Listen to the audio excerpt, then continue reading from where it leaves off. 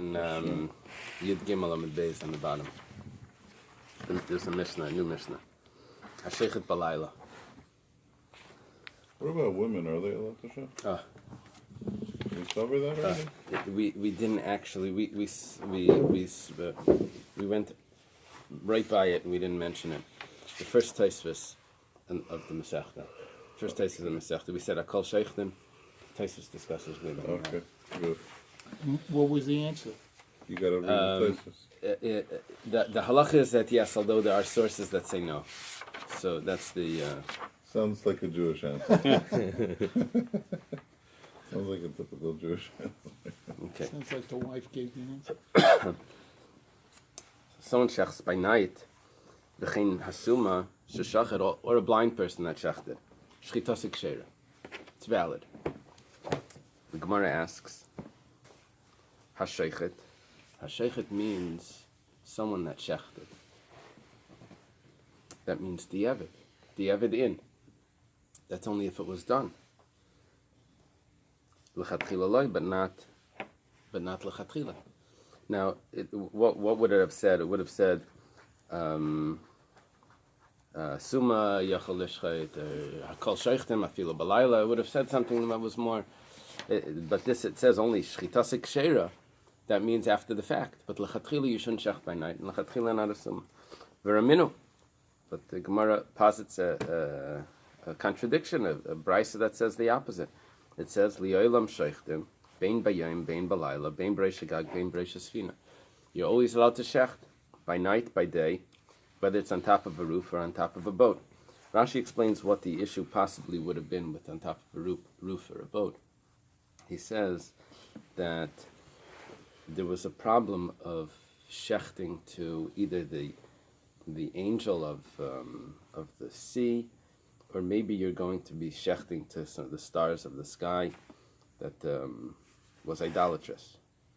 So this Mishnah says that it's not a problem because we see where he is, and everyone knows this is why he's shechting. He happens to be. He's on a boat. He needs to shecht. He's allowed. Rashi adds in that on the boat itself wouldn't have been a problem, but the problem is that he's shechting it over the sea, and he could be. Someone may think that he's slaughtering it to the angel of the sea, as if it's an offering to the angel of the sea. So everyone knows why he's shechting it. Rashi says because he doesn't want to make the boat dirty. Tosfos, on the other hand, says that that's still not acceptable. What he would need to do is he would shecht over the boat and let the blood drip down the side of the boat, but not directly over the sea. But whatever the case is, our point is that over here we see that you're allowed to shecht lechatchila by night. And the Mishnah says that if you shecht it by night, b'di'evid you're yotzer. So is it a lechatchila or b'di'evid? That's a contradiction. So Amar Rav Papa, and Rav Papa always answers contradictions. He says, Rav Papa is famous for Mar Machada V'lei Pligi. He says this, he says that, but there's really no argument. He knows how to divide it up, that they're talking about different cases. It's Rav Papa and Abaya, they're the ones that do that. So Rav Papa says, B'shavuka Kenegdei. We're talking about when there's a light on. He has a torch. That's why he's allowed to shecht by night. But in the dark, you won't be allowed to shecht. Amar Ravashi Dekanami. Ravashi says that if you read the Mishnah carefully, you'll see that that's exactly what the Mishnah says. Because Diktani Hasam, the Mishnah says, Dumya Diyayim. Similar to by day. V'hacha Dumya Desuma. You see, what are the two cases there? It says you're allowed to shecht by day and by night. That's the brisa. So when we say by night, it's similar to the day, which means there's a light on. Over here it says, if someone shechted by night, or if a blind person shechted, it's valid. Then we're comparing the night to the blind person, that it's dark. So if there's no light on, okay? So b'di'evid it's okay, like our Mishnah says, and l'chatchila it's okay if there's a candle, if there's a torch that's lit. So how would you think that shechting in the night is kosher? How do you? I mean, well, you would assume. Let's say even if there is no candle, it's kosher because you can check it later. and see if it Rashi's, came out okay. Yeah, Rashi's concerned that maybe you won't shech the majority of the two pipes that a person has to shech. The Rajba is concerned that you might put the knife into the wrong place. Yachlid, as you might. They quote that that there's nafkaminas between the two pshatim.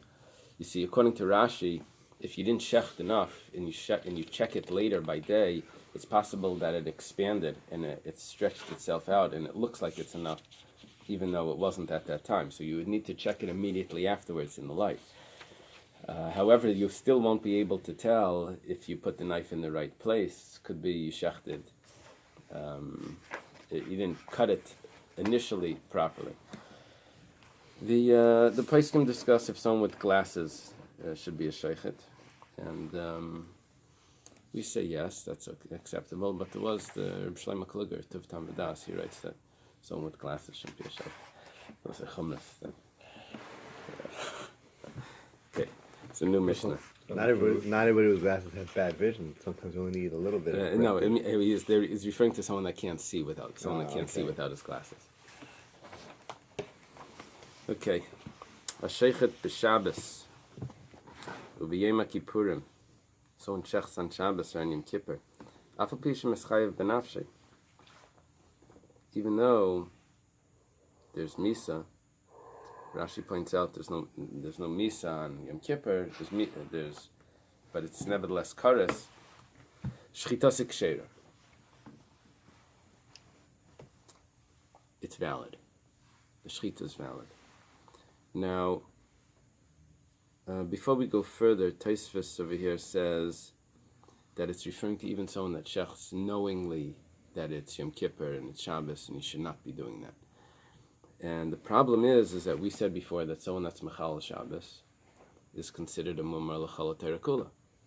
So, a Mumar L'chal Terakula, we said his Shechita was not good. And here we say Shechet B'Shabbos. Tosfos says he's doing it B'Mezid.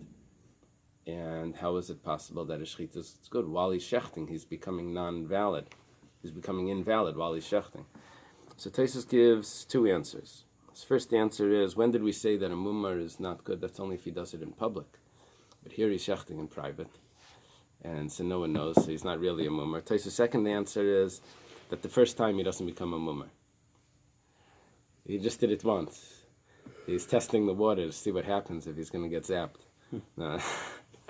So he doesn't become a mumar from his first time. The place can discuss, you don't become this exception that Tosfos is giving you, that you get one shot before a person becomes a mumar.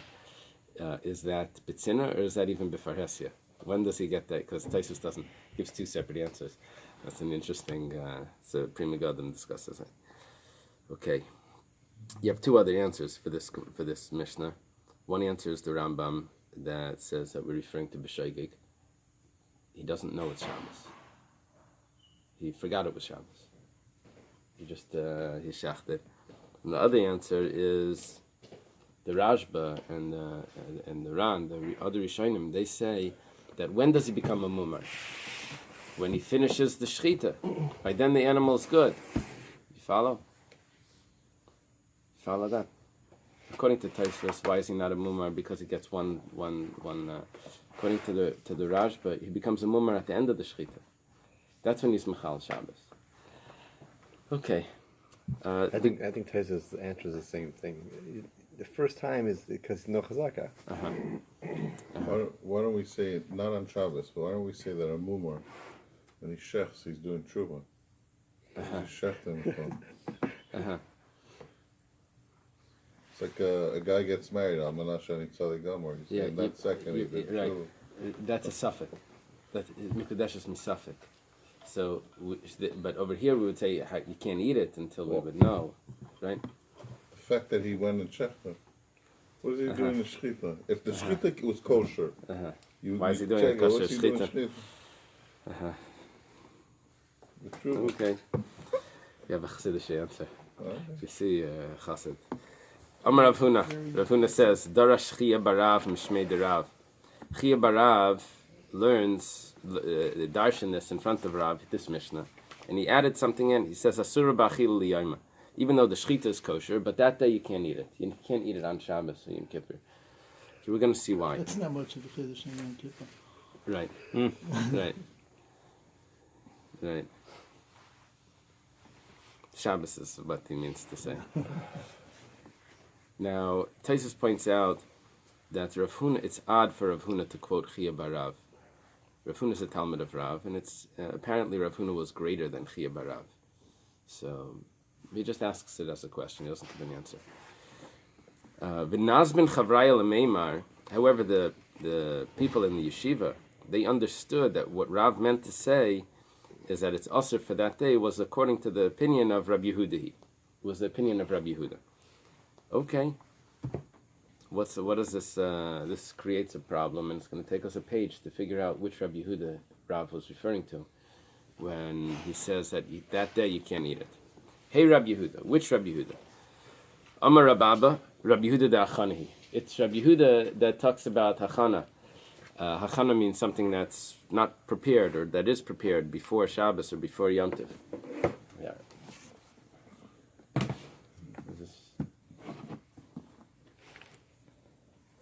And there's one more.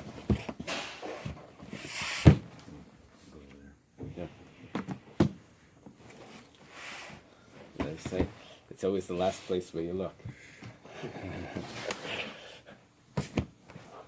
Okay. We're on 14a. So when we're looking for a Rabbi Yehuda that would say that someone that tests on Shabbos, you can't eat it on that day. The Tanan, as was taught in the Mishnah, Mechatchin es hadiluin lifnei behema ves hanavel lifnei klavim. Talking about on Shabbos, and you're allowed to cut up. Diluin is a gourd or a type of squash that animals can eat, but it needs to be cut up for them. So you're allowed to cut it up for them. Rashi mentions that we're talking about that the animals were harvested, the gourds were harvested before Shabbos. And we're not talking about cutting it off on Shabbos. That's, of course, a problem.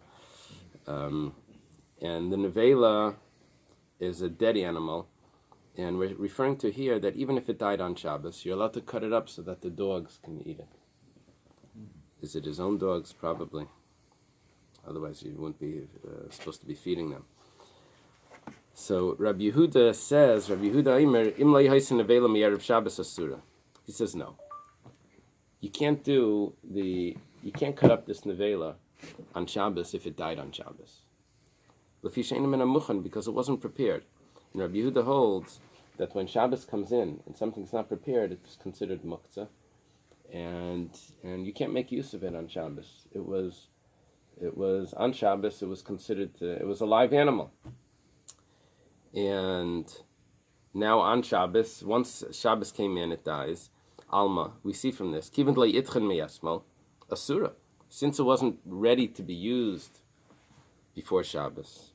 It's forbidden on Shabbos to cut up the feet to the dogs. So hachanami kivin le itchen meyasmo asura. So too here we have an animal that's standing, and someone came along and shechted it on Shabbos. It would be forbidden to eat on Shabbos. Exactly the same reason, because it wasn't prepared, wasn't designated as food before Shabbos. Just like that nevela wasn't designated as animal food, this wasn't designated as human food. Tosfos asks that how's he supposed to eat it on Shabbos anyway? Not the dog, we're talking about back to the Mishnah. You can't salt it on Shabbos. You can't roast it on Shabbos. So how's he supposed to eat it? So Tosfos says that either we're talking about someone that salted it on Shabbos in violation, or we're talking about that he's going to eat it raw without salting, which we mentioned once before, that if you just take off the blood that's on the surface, the blood that's in the meat itself would not be prohibited. Midirabanan or midaras? Even midirabanan, Tosfos says, would not be prohibited. You see, salting food on Shabbos is only midirabanan anyway. It's ibad eichlin. It's like tanning, which we don't consider as an issue. Salt, but midaraisa. But we don't salt and pickle on Shabbos. Those things. Okay. So we have a proof. We know who it is. We know which Rabbi Yehuda it is. It's Rabbi Yehuda from that says that something that's not prepared before Shabbos can't be used on Shabbos. Amalei Abaya. So Abaya says to Rab Abba, "Mi dummy, is it similar? You're comparing food for an animal, a nevela, to food for humans, and you're saying that both are prohibited because they weren't shechted or died before Shabbos. Hasam by the nevela, meikara muchan la'adam. It was an animal that could have been eaten for humans. V'hashta muchan l'klavim, but now it died, so now it became something else. It became animal food. But hacha bayas, meikara, originally, the animal was muchan la'adam. It was ready for human consumption, which meant it would be shechted. V'hashta muchan la'adam, and now it was shechted. So it wasn't. Its purpose wasn't changed. It didn't become a different entity. It's human food. Before it was supposed to be shechted, and now it was shechted. So even though Rabbi Yehuda, we know he says by a nevela that you can't use it if it died on Shabbos, can't use it for animals, but that doesn't tell me anything about human food, using it, which started off before Shabbos as a live animal, which should be human food, when after it's shechted, and now on Shabbos it was shechted. So it's the same thing, nothing changed. And so therefore it's a bad comparison. We don't have a Rabbi Yehuda that would support the statement of Rav that says that it can't be eaten on Shabbos. The Gemara says, this is Rabbi Abba responding to Abaya, Mi savris behema b'chayel achila imedes. What do you think? An animal that's alive is meant to be eaten? It's not meant to be eaten either. Behema b'chayel legadol imedes. It's meant to grow. I don't know if it means to have children or it means to grow. It's not meant to be eaten. So the Gemara asks, Ihachi, maybe it's Abai asking, Behema le Rabbi Yehuda b'yom tov heichi shachtinan. Okay, what's happening over here is that he's telling him, Rabbi is saying that, look, an animal is not designated for food, whether human food or animal food. And therefore, whether it dies or whether you shecht it, you've made a new entity here. And Rabbi Yehuda that says that if it dies, you can't give it to dogs, so too, if you shecht it, you can't eat it, because it wasn't prepared before Shabbos. It's exactly the same. That's what Rabbi is claiming, that animals were not meant to be eaten, whether by humans or by animals, while they're alive. And so therefore, whether it's shechted or whether it dies, it's a new entity and it's forbidden on Shabbos. And Abaya says, no, animals are meant to be eaten. I know you have to shecht them first, but it's considered food. That's Abaya's claim. So Abaya now tells him, if animals are not really food, we have a rule that on Yom Tov you're allowed to shecht an animal. You're allowed to cook on Yom Tov. So part of that is that you're allowed to shecht and prepare the animal. You can shecht, you can make a whole barbecue, right? We don't put the fire out, but we can, and we use an existing flame and all of that, but you can shecht and do everything, all the preparation. So if an animal isn't considered food, according to Rabbi, so how are you allowed to shecht on Yom Tov? It's muktzah. Why? You have an answer. So there's a special limit for the Torah. It says that on Yom Tov, oichel nefesh, you could do it. It's a specific limit. Right. Why would that be a question of review? Because if I say, we're going to give an answer, but if I right here we're saying that if we say that it's not considered food, you can't create something new. On Yom Tov, there's a special limit that No, we would say that other there's things. There's no such thing as muktzah for food on Yom Tov.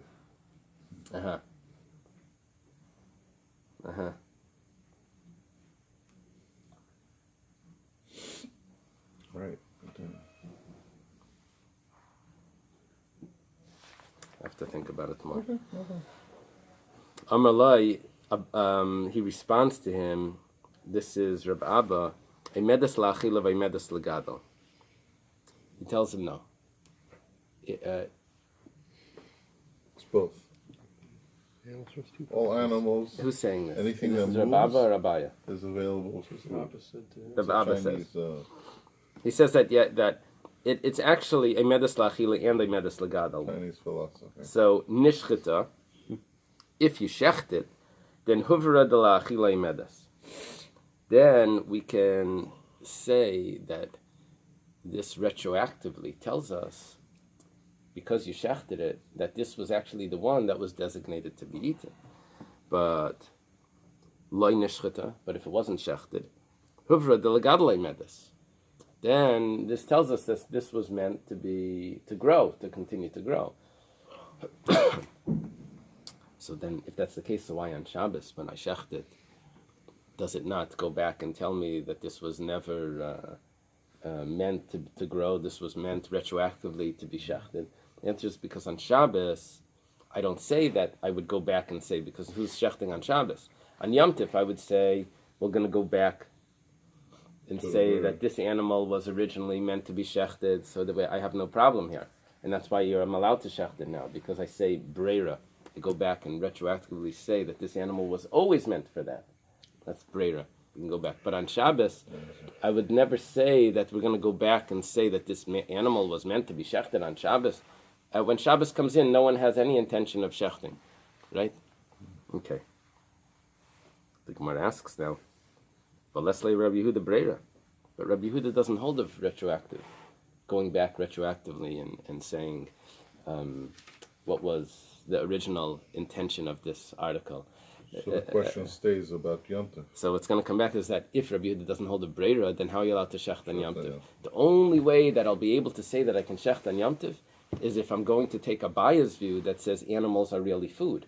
But if I say animals are food, then I don't have a Rabbi Yehuda that says that I can't eat the animal that's shechted on Shabbos. It keeps going. I have these two options. Either I say animals are food, or I say animals are meant to grow. If I say animals are food, I understand why I shecht on Yom Tov. And I also have a question now on Rav that's explaining the Mishnah that says I'm not allowed to eat an animal that's shechted on Shabbos. Because it's food, why not? It was always food before Shabbos. But if I say that animals are meant to grow, then I understand why Rav says that I can't eat the animal that was shechted on Shabbos, because it's now a new entity. And that was a new creation on Shabbos, which is forbidden. It wasn't prepared before Shabbos as food. The only problem with that is that why are you allowed to shecht on Yom Tov? It wasn't food, it was meant to grow. So these two views are represented by Abaya and Rabbi. So now we have to say, where do we get this idea that Rabbi Yehuda doesn't hold of breira minalan? From where do we know that from? So we're getting entrenched over here. We're not looking anymore for the Rabbi Yehuda that forbids food to be eaten on Shabbos. Now we're looking for an opinion of Rabbi Yehuda that doesn't hold of retroactive designation. That designation, when something happens now, that tells me retroactively that that's what really was the whole time. That was the decision the whole time. Breira works. We have a bunch of examples for breira. A simple example would be that, which we'll have shortly. I have there's an event that's going to occur on Shabbos. Either a positive event, that means the rabbi is going to come and give a speech, or there's a negative event, maybe there's going to be... Rabbi's coming and giving a speech. Works both ways. Okay, there goes that. Or something. Well, that could be a nice sleep. But there's others, maybe some bandits are coming, and we have to know we don't know which side they're coming to. Okay. The rabbi also, we don't know which side of the town he's coming to. He's going to give a speech outside the town because that's where the open area was. So we want to be able to go there. So we need to put an Erev there because you can't walk 2,000 amos out of the city. So you have to combine or enlarge your limits of the city. You can do that by putting an Erev, some food outside the city. So he doesn't know which side, so he puts one here and he puts one there. He says, if the rabbi comes to this side, then this is my Erev. If he comes, but the Erev has to be there on Erev Shabbos by Ben Hashmashes. So we say breira. Breira means that retroactively it's going to determine which one he really meant. And the same is with the bandits. That's a breira. Here we have another case. Why couldn't you make two Erev connected? No, well, you can only make an Erev to one side. You can only have can't one. do one on each side. No, you can only have one. Because what that means is that this is my location. this is my home for Shabbos. Where's your starting point? Oh, it's your new. Your new starting point. Right. It's your company. You can actually go there and wait there on Erev Shabbos, and that would be your location. But you don't have to do. You can put the food there and go back home. Okay, so here's that case of Breira, which we want to say Rabbi Yehuda doesn't hold of.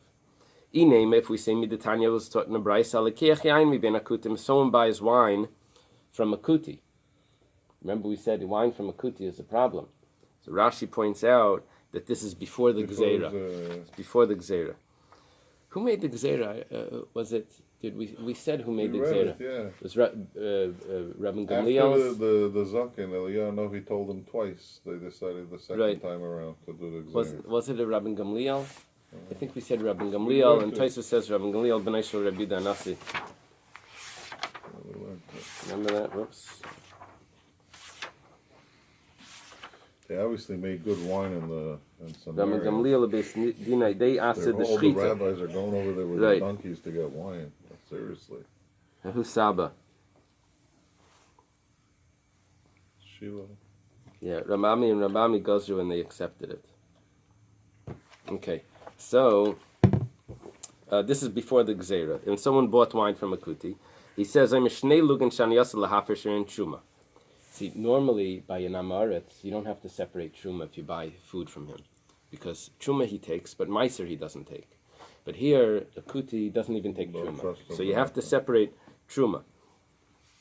So he buys 100 lug. He says 2 lug is of this is going to be truma. Asara, 10 of it is going to be meiser rishon. Meiser rishon goes to the Levi in the first base of Mikdash. Second base of Mikdash, it went to the other people because the Levi Ezra was upset with the Levium. They didn't come back to they didn't get the meiser anymore. Kayanim, I think, got it, or others. Tisha, 9 of it is Meiser Sheni, is going to be the second tithe. The second tithe you're supposed to take to Eretz Yisrael. The only thing is that the second tithe, you can also redeem. It's different. You can redeem it. So what he does now is Umeichal. The second tithe he redeems by taking coins, and he says that the value of the sanctity of the Meiser Sheni should go onto these coins. V'sheisim and he can drink right away. Then what's going to happen is when he gets to the bottom of the barrel, he's going to say, "Oh, what's left at the bottom is 2 lug on the bottom is truma, 10 is meiser rishon, and 9 is meiser sheni, and the rest of it that he drank is fine." It was all mixed the whole time. You say, "Well, breira." What's umeichel? So meichel, I translate according to Rashi, is that you mechalel it, you redeem it, you take the sanctity of meiser sheni. You put it onto coins, and the rest of it you can drink. Why can't you do breira by the meiser sheni? You can't do the meichel doesn't go on the truma and meiser. No, you can't. You can't redeem truma and meiser. This because I have to schlep it to Yerushalayim, so I can redeem it. V'tzarta kesef biyadecha. Why do you have to say that you redeem it if you're already keeping the truma? So Rashi says good. That Rashi asks that, and he says that because I have a second way out where I don't have to rely on breira, so I'm supposed to do this as well. I'm supposed to be meichel. If I can't, I don't have a way out. So that's what Rashi says. However, I should say that Tosfos and Eruvin says that meichel means that you mix it,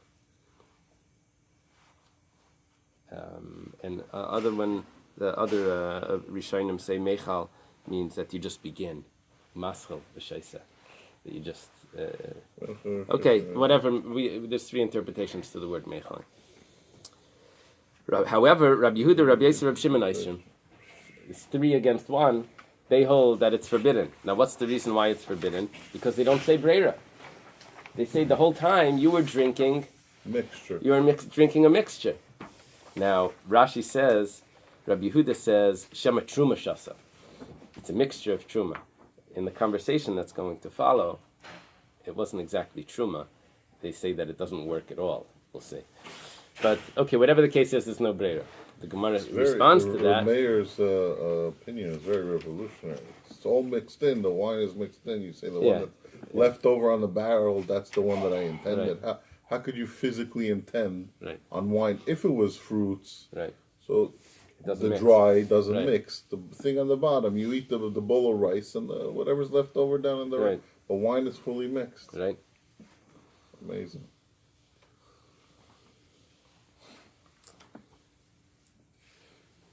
It's associated with other things. I mean, according to the mayor, if you could you do the levina that got mixed? Remember we said the levina got mixed, so you can't take it out. So you say breira. There may be, there may be. It's associated with. I remember in the Dharam, someone said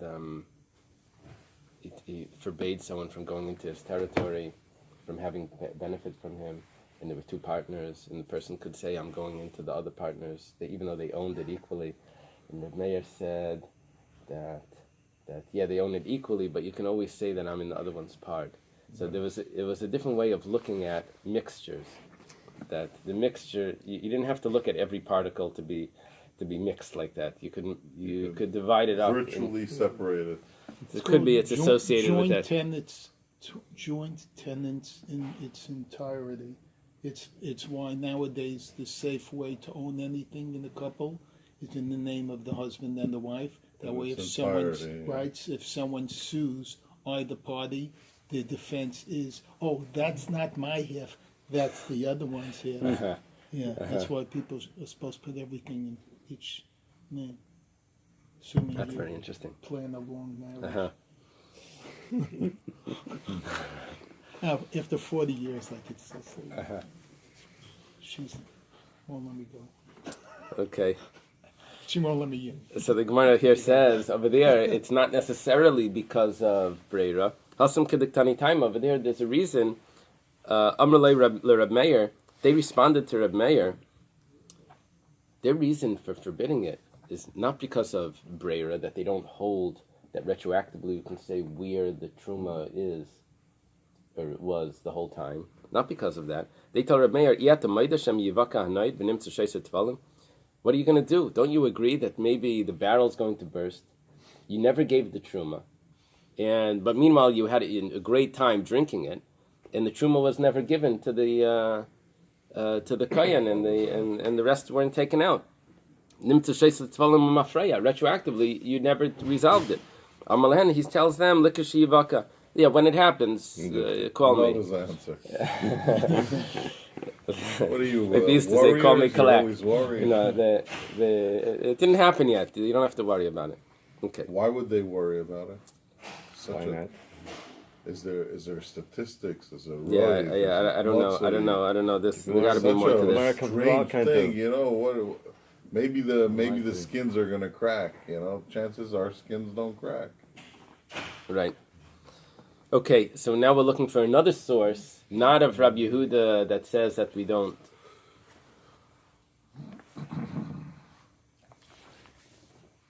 That says, not of Rabbi Yehuda that says you can't eat it on Shabbos. We're looking for a source for Rabbi Yehuda that says that there's no breira. Again, we're in a second stage here where we're getting very caught up with